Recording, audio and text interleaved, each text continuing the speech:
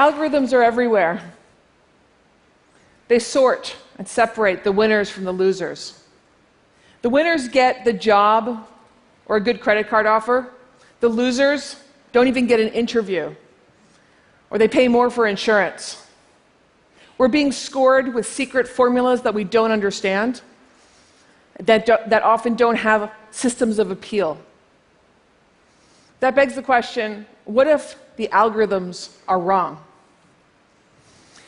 To build an algorithm, you need two things. You need data, what happened in the past, and a definition of success, the thing you're looking for and often hoping for.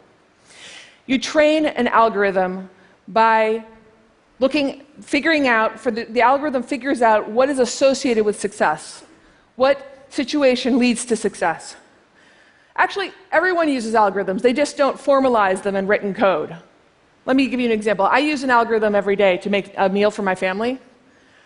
The data I use is the ingredients in my kitchen, the time I have, the ambition I have, and I curate that data.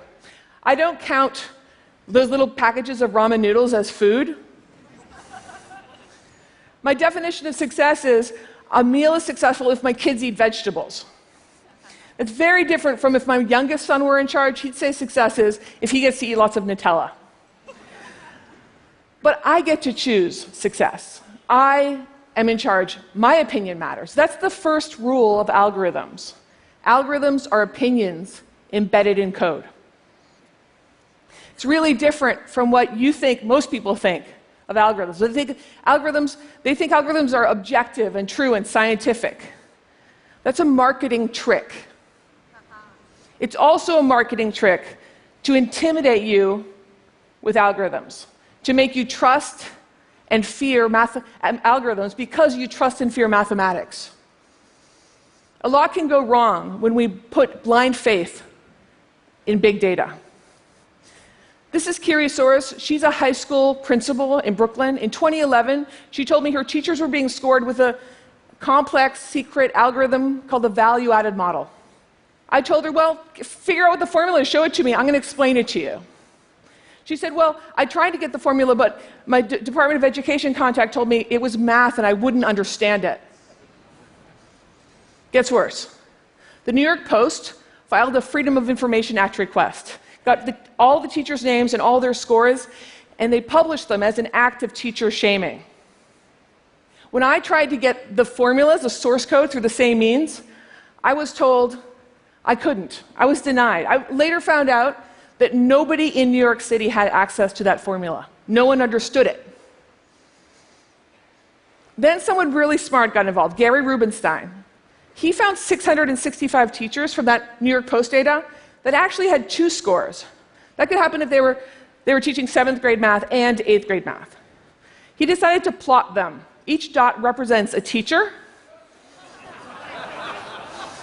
What is that? That should never have been used for individual assessments. It's almost a random number generator. But it was. This is Sarah Wysocki. She got fired along with 205 other teachers from the Washington, D.C. school district, even though she had great recommendations from her principal and the parents of her kids. I know what a lot of you guys are thinking, especially the data scientists, the AI experts here. You're thinking, well, I would never make an algorithm that inconsistent. But algorithms can go wrong, even have deeply destructive effects with good intentions. And whereas an airplane that's designed badly crashes to the earth and everyone sees it, an algorithm designed badly can go on for a long time, silently wreaking havoc. This is Roger Ailes. He founded Fox News in 1996.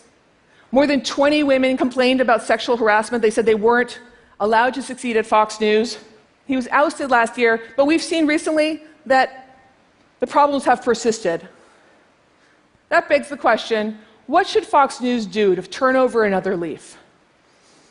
Well, what if they replaced their hiring process with a machine learning algorithm?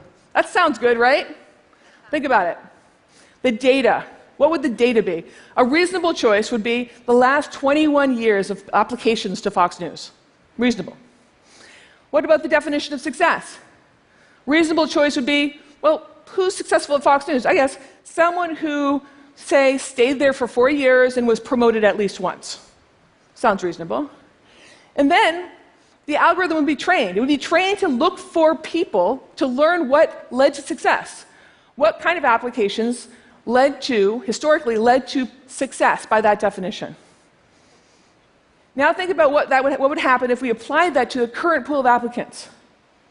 It would filter out women because they do not look like people who were successful in the past. Algorithms don't make things fair if you just blindly apply algorithms. They don't make things fair. They repeat our past practices, our patterns. They automate the status quo. That would be great if we had a perfect world, but we don't. And I'll add that most companies don't have embarrassing lawsuits, but the data scientists in those companies are told to follow the data, to focus on accuracy.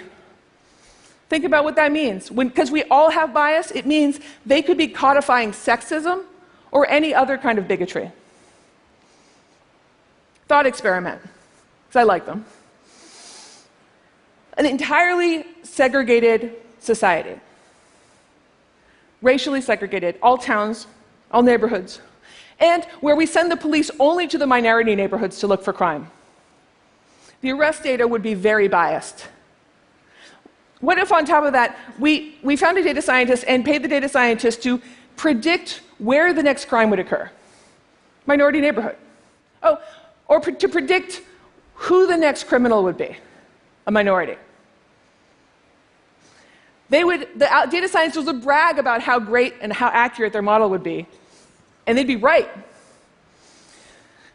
Now, reality isn't that drastic, but we do have severe segregations in many cities and towns, and we have plenty of evidence of biased policing and justice system data. And we actually do predict hot spots, places where crimes will occur. And we do predict, in fact, the individual criminality, the criminality of individuals. The news organization ProPublica recently looked into one of those recidivism risk algorithms, as they're called, being used in Florida during sentencing by judges. Bernard on the left, the black man, was scored a 10 out of 10. Dylan on the right, 3 out of 10. 10 out of 10 high risk, 3 out of 10 low risk. They were both brought in for drug possession. They both had records, but Dylan had a felony, but Bernard didn't. This matters because the higher score you are, the more likely you're being given a longer sentence. What's going on? Data laundering. It's a process by which technologists hide ugly truths inside black box algorithms and call them objective, call them meritocratic. When they're secret, important, and destructive, I've coined a term for these algorithms: weapons of mass destruction.